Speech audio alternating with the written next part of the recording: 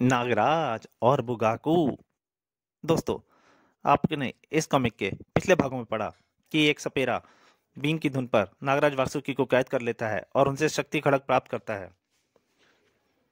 वो शक्ति खड़ग वह सपेरा मिस किलर और थोड़ांगा को सौंप देता है और मिस किलर एक बुगाकू नाम की एक तैयार करती है फाइटर, जिसमें जापान की सारी शक्तियां, सुमो फाइटिंग की और कराटे की उसमें प्रतिभा होती है। और उसको वह शक्ति खड़ग देकर नागराज को कैद करने के लिए भेजा जाता है।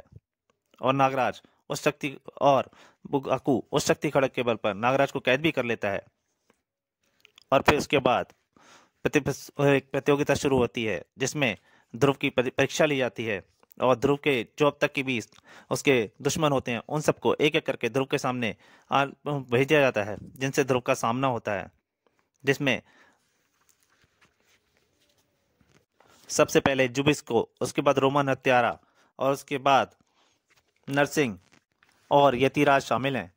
उसके बाद समुद्र के शैतान को भी ध्रुव के सामने भेज दिया जाता है, जो कि चंडिका की जान का दुश्मन बन जाता है और ध्रुव का उससे सामना होता है। यहाँ तक की कहानी आप इस नागराज और बुगाकू के पहले भागों में पढ़ चुके हैं। अब उसके आगे दोस्तों, ये मैंने आपको पीछे कहानी का छोटा सा सारांश बताया है। अगर आप इस कहानी का पूरा आनंद लेना चाहते हैं तो कृपया इस कहानी के पिछले भाग जरूर पढ़ें, जो कि आपको इस चैनल कॉमिक बच्चों की में इसके प्लेलिस्ट में मिल जाएगा, या फिर आपको चैनल सब्सक्राइब करके भी आप इस कॉमिक को पढ़ सकते हैं। अब कॉमिक जारी करता हूँ। ध्रुव चंडिका की मदद को लपका, किंतु दैत्य ने उसको एक लात मारी। पहले इसी से निपटना पड़ेगा। मशाल संभाल, फुर्ती से उठा वह। पिछली बार भी यह आग से डर गया था, मर रहा था। अब इस बार भी जरूर यह घबरा जाएगा। लेकिन ध्रुव के आश्चर्य की कोई सीमा नहीं रही। ओह, इसके निर्माता ने इसमें पिछली कमी पूरी कर दी है। समुद्र का शैतान आग से जरा भी नहीं डरा था। तभी ध्रुव ने हाथ थामा चंडिका का। ध्रुव, इसको दलदल में धकेल दो। दोनों की इकट्ठी ताकत, और उन्होंने फेंक दिया दैत्य को दलदल में। धन्यवाद चंडिका, तुम्हारा आइडिया बहुत बढ़िया रहा, वरना इस शैतान से निपटना बहुत मुश्किल था। ध्रुव का ध्यान समुद्र के शैतान पर था। इधर चंडिका सोच रही थी, अब मुझे अपना रूप बदलना चाहिए। और चंडिका वहां से बिना बोले गायब हो गई, और साथ ही साथ दैत्य भी। ध्रुव दैत्य को गायब होते हुए देखा, और उसने फिर पीछे चंडिका को देखा। गायब? दोनों गायब। फिर श्वेता मिली ध्रुव को। लगता है चंडिका ने बीच में आकर जाने से दैत्य इस डरपोक को यहीं छोड़कर भाग गया होगा, और ये बेहोश हो गई होगी। ड्रामा कामयाब रहा। घर पहुंचने पर, भैया, अब मैं कभी नदी या समुद्र के आसपास भी नहीं जाऊंगी। हाँ, और नल के पास भी मत जाना। हा हा हा, डरपोक कहीं की। यहाँ पे सब हंस रहे थे, परंतु इन दृश्यों का आनंद कहीं कोई और भी ले रहा था। सम्राट थोड़ांगा, देख रहे हो कैसे इस मशीन से मैं ध्रुव के जिंदगी के पिछले प्रतिनिधियों को तैयार करके उन्हें ध्रुव के सामने ट्रांसफर कर देती हूँ, और फिर चलता है चूहे बिल्ली का खेल। Aha, you are genius miss killer. Miss killer ने कंट्रोल लीवर खींचा। पहले मैं उसे बुरी तरह छका दूंगी, फिर बुगाकू जब नागराज को यहाँ ले आएगा तब उसे ध्रुव को भी पकड़ने भेज दूंगी। खाली पड़े कैबिन में अब नजर आ रहे थे 4 कंकाल और कपालिक। अब देखना इन 5 का ध्रुव से मुकाबला। उधर राजनगर की कालिंदी कुंज में, ध्रुव, कोई बड़ा आपराधिक संगठन वैज्ञानिक शक्तियों से लैस तुम्हें परेशान कर रहा है। हाँ नताशा, मुझे भी यही लगता है। तुम्हें किसी पर शक है? हाँ, 2 पर, मिस किलर और ग्रैंड मास्टर रोबो, यानी तुम्हारे पिता, क्योंकि यही दोनों वैज्ञानिक शक्तियों से लैस हैं। ध्रुव के शब्दों से नताशा के दिल को गहरी चोट लगी। मेरे पिता ग्रैंड मास्टर रोबो हैं? बार बार यह कहकर मेरे दिल को ठेस पहुंचाते हो तुम। तुम्हें पता है मैं तुम्हें छोड़ चुकी हूँ, मैं उन्हें कब का छोड़ चुकी हूँ। I am sorry Natasha. तभी सुनसान पार्क डरावनी चीखों से गूंज उठा। अरे ये क्या, कैसी आवाजें हैं? ऐसा लग रहा है जैसे एक साथ कई लोगों के गले काटे जा रहे हैं। तभी प्रकट हुई वहां 2 भयानक आकृतियां। ये क्या है? शायद 3 आयामी आकृतियां, यानी 3 डायमेंशनल रूहों का शिकंजा वाली। और गूंज उठी एक भयानक आवाज, ये प्रेत तुम दोनों को चीर फाड़ डालेंगे ध्रुव। कपालिक। ग्रैंड मास्टर रोबो नताशा के बारे में जानने के लिए पढ़ें ध्रुव की राज कॉमिक्स का विशेषांक ग्रैंड मास्टर रोबो। और ध्रुव की कॉमिक रूहों का शिकंजा के बारे में जानने के लिए पढ़े रूहों का शिकंजा। देखिए दोस्तों, आपको ये सभी कॉमिक हैं इसी चैनल पर कॉमिक बच्चों की में प्लेलिस्ट में मिल जाएंगे। ध्रुव की सभी कॉमिक हैं। अगर आपको जो भी कॉमिक पढ़ना चाहते हैं वो प्लेलिस्ट में जाकर पढ़ सकते हैं। ध्रुव ने कपालिक के ऊपर छलांग लगा दी। इसके हाथ की छड़ी छीन लेता हूँ। इसी छड़ी में छिपे रिमोट से चल रहे हैं ये प्रेत। अगली पल छड़ी ध्रुव के हाथ में आ चुकी थी, किंतु हाँ, इन पर तो इसका कोई असर नहीं। ये छाया नहीं है, मजबूत हड्डियों वाले असली प्रेत हैं ध्रुव। अब ध्रुव के पास नताशा को बचाने का एक ही तरीका था, इनसे भिड़ना ही पड़ेगा। वाकई मजबूत हड्डियों वाले थे वे प्रेत। हा हा हा, अब ये चारों तुम्हें जीत नहीं छोड़ेंगे ध्रुव। इसके साथ ही ध्रुव की गर्दन पर प्रेत के मजबूत पंजे जकड़ गए। उफ, इसका शिकंजा तो बहुत मजबूत है। ध्रुव के मुंह से निकली एक पतली और तीव्र आवाज, वाह! कैसे सांड की तरह डकार रहा है। किंतु ध्रुव का वह डकारना बेकार नहीं गया।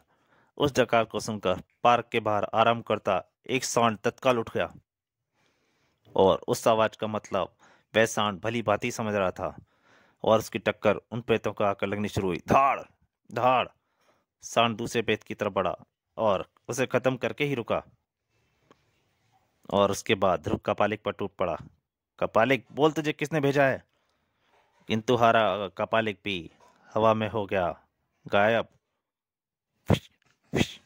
उफ, गायब हो गया ये तो। ध्रुव, अब तो साबित हो गया ग्रैंड मास्टर इस खेल में शामिल नहीं है। हाँ, वरना ये प्रेत तुम पर कभी हमला नहीं करते। और वे फिर दोनों बाहर से निकल गए, पार्क से बाहर। अगले दिन पुलिस हेडक्वार्टर में ध्रुव, राजनगर से माटुंगा के राजनयिक मिस्टर साधु का अपहरण हो गया है। वूडू और रू, दो अपहरणकर्ताओं ने उन्हें शहर के बाहर पुराने किले में खंडर में छुपा रखा है। वूडू और रू? आप एक पुलिस जीप उन्हें लाने के लिए वहां भेज दें। मैं खंडर में घुसकर मिस्टर साधु का अपहरणकर्ताओं से छुड़वाऊंगा। तुम अकेले अंदर जाओगे? तभी एक तेज धमाके से साथ पुलिस हेडक्वार्टर की इमारत थर्रा उठी। ये क्या हुआ? आईजी साहब, ध्रुव को मेरे हवाले कर दीजिए, वरना इस रिमोट कंट्रोल से मैं आसपास की सभी इमारतें उड़ा दूंगा, क्योंकि सभी इमारतों में मैंने बम फिट कर रखे हैं। आईजी राजन में ध्रुव की तरफ मुड़े। ध्रुव, आप बेफिक्र रहिए, मैं देखता हूँ इसमें कितना दम है। महामानव की ध्रुव से खौफनाक टक्कर। ध्रुव की शानदार कॉमिक्स महामानव। ध्रुव बिल्डिंग से बाहर निकला और महामानव की तरफ दौड़ पड़ा। यह महामानव का डुप्लीकेट है। इसमें मानव वाली शक्ति से मानसिक शक्तियां नहीं होंगी। आओ ध्रुव, स्वागत है, मेरे नजदीक आओ। ध्रुव आगे बढ़ा, किंतु अगला कदम धरती पर पड़ते ही तेज धमाका हुआ। धोखा। अब जबकि पैर दोबारा जमीन पर टिके। अब की बार तो बच गए दोस्त, खेल फिर आगे। अब खैर, फिर आगे बढ़ो। और कोई शरारत की तो ये सभी इमारतें धूल में मिला दूंगा। बहुत समझदारी से काम लेना पड़ेगा, बस एक बार, सिर्फ एक बार। महामानव ने एक बार फिर बटन दबाया, लेकिन इस बार ध्रुव पहले की तरह फिर से उछल चुका था। इसके पास पहुंच जाऊं एक बार। और एक ही जोरदार वार ने महामानव का सिर पीस कर रख दिया। इसके साथ ही महामानव भी गायब हो गया। ध्रुव, तुम ठीक तो हो? हाँ पापा, अब आप पुरानी किले के खंडर का इंतजाम करवाएं। फिर ध्रुव बढ़ चला अपनी मोटरसाइकिल की ओर और पुराने किले के खंडर में। ध्रुव, मैं चाहता तो वहीं से बैठे बैठाए इस पुतले से यह सलाई घोंपकर तुम्हें खत्म कर देता, लेकिन तुम्हें सामने मरता देखने में मजा कुछ और है। कहते ही वुडू ने हाथ में थमी कलाई घसेड़ दी उस पुतले की बाजू में। उफ, ये अब तक क्यों नहीं आया? वुडू, तुम इसे मारोगे नहीं, ये मेरे हाथों ही मरेगा। वुडू ने दूसरी सलाई पुतले की टांग में घोंप दी और ध्रुव के मुंह से चीख निकल गई। ठीक है मित्र, पहले मैं इसे खूब सताऊंगा, फिर तुम इसे यमलोक पहुंचा देना। अब काश मैं पहले ही इस मंत्र का तोड़ जादुई पानी पीकर आता। फिर रूह ने ध्रुव को दबोच लिया और उसकी हसरतें पूरी करने के लिए, आजा बच्चे, अब रूह से तो टकरा ले। उसका एक एक घूंसा ध्रुव पर बहुत भारी था। इसका इंतजाम तो मैं करके आया हूँ। ध्रुव में अद्भुत शक्ति थी। एक हाथ के चलते हुए टैंक को रोक सकता था, और फिर वह खंबा भला कैसे उसके सामने सही रहता। ध्रुव ने जेब से एक छोटी सी गेंद निकाली और उसे रूह की तरफ उछाल दिया। मुझे सांस रोक लेनी चाहिए। वह बॉल जहरी गैस से भरी हुई थी और रूह के मुंह से खांसी आने लगी। खौ खौ। ओ, ये तो जहरीली गैस है। वुडू और मिस्टर साधु उस जहरीली गैस से बहुत दूर थे। जब धुआं छटा, ये तो गया काम से। रूह तब तक गिर चुका था बेहोश होकर। हाँ, लेकिन अब तो नहीं बचेगा बच्चे। ले, मैं ये सलाई घोंप रहा हूँ पुतले की गर्दन में। और जैसे जैसे सलाई का दवा पुतली गर्दन पर पड़ता गया, ध्रुव का दम घुटता गया और ध्रुव की हृदय विदारक चीखों से वह खंडर गूंज उठा। किंतु तभी एक चीख और गूंजी, और यह चीख थी वुडू की, जो अपना पेट थामे जमीन पर अब मृत पड़ा था। किशोर। उसी के साथ प्रकट हुआ किशोर, वुडू तंत्र का ज्ञाता। थैंक यू किशोर, पिछले वुडू अभियान में भी तुमने मेरी बहुत सहायता की थी, इसलिए वुडू का नाम सुनते ही मैंने वुडू के पुतले के साथ यहाँ आने के लिए तुम्हें फौरन पर बोल दिया था। हाँ, लेकिन ट्रैफिक की कारण मुझे पहुंचने में कोई देर हो गई। किशोर के मुंह से तभी आश्चर्य में सिसकारी निकली। ध्रुव, वे दोनों गायब हो गए। क्योंकि वे दोनों भी बाकी प्रतिद्वंद्वियों की तरह गायब हो चुके थे। हाँ, क्योंकि ये बने ही गायब होने के लिए थे। फिर मिस्टर साधु को आजाद करके दोनों खंडर से बाहर निकल आए और मिस किलर के सामने खड़ा था बुगाकू, जो कि नागराज को कैद करके लिए आया था। शाबाश, जिस तरह से तुम नागराज को यहाँ पकड़ कर लाए हो, मुझे पूरा विश्वास हो गया है इस बार हम अपने मकसद में जरूर कामयाब हो जाएंगे। हाँ मिस किलर, अब तो मुझे भी अपने सींग पहने करने पड़ेंगे। थुड़ांगा बहुत खुश हो चुका था। बुगाकू, अब तुम्हें इसी खूबी से राजनगर से सुपर कमांडो ध्रुव को उठा के लाना है, जो तबाका और बैरी मौत से जूझ रहा है। ठीक है मैडम। तबाका, जिसकी भाषा ध्रुव नहीं जानता। बैरी मौत, यानी वो दो भयानक भयानक बहरे सिंह जो कोई आवाज नहीं सुन सकते। इस वक्त ये दोनों मौत के दूत खड़े थे ध्रुव को, सुपर कमांडो ध्रुव को घेर कर।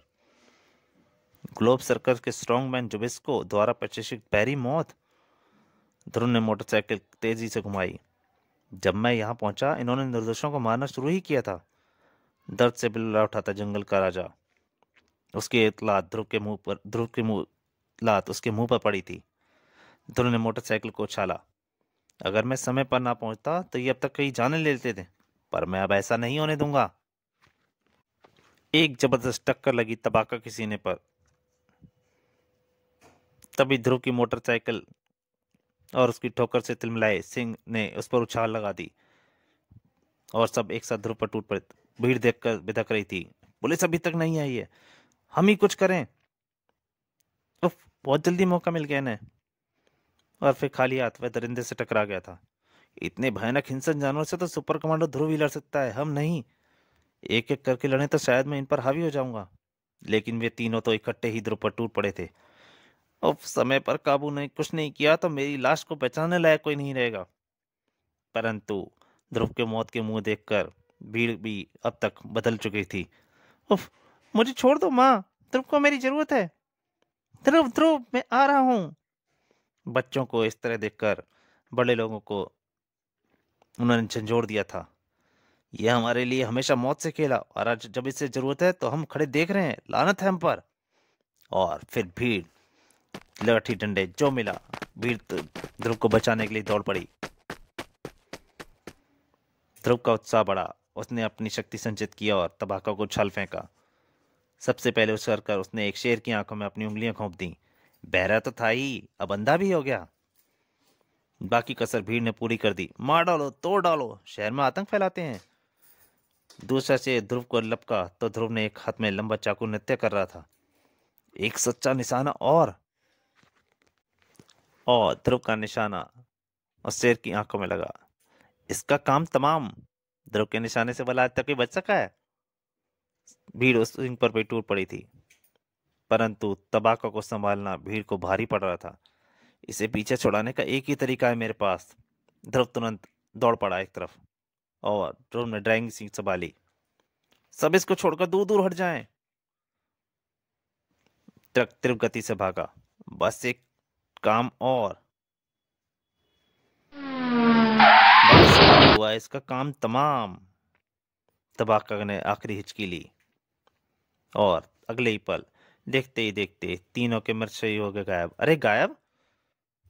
अब क्या विपदा आएगी मुझ पर, ध्रुव अभी सोच ही रहा था। तभी वहां प्रकट हुआ बुगाकू। चलो दोस्त, तुम्हारे चलने का समय आ गया। हाँ, ये क्या भला है? बुगाकू ने शक्ति खड़क ध्रुव के मस्तिष्क को छुआ दिया।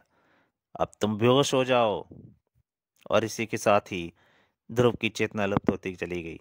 तो दोस्तों, यह कहानी यहीं पर समाप्त हो रही है। इसके अगले अंक में जल्दी आपके सामने हाजिर होऊंगा। क्या नागराज और ध्रुव बुगाकू का सामना कर पाएंगे? क्या होगा जब मिशकेलर और थोड़वांगा के कैद में नागराज और ध्रुव को सामना करना पड़ेगा इन तीनों से एक साथ? इन सब का सामना करने के लिए किस तरह से नागराज और ध्रुव बुगाकू और मिशकेलर का सामना कर पाएंगे, या और कुछ भी उनके सामने और प्रतिद्वंदी आएंगे? यह सब जानने के लिए आपको नागराज और बुगाकू के अंतिम भाग का इंतजार करना पड़ेगा। तब तक के लिए नमस्कार।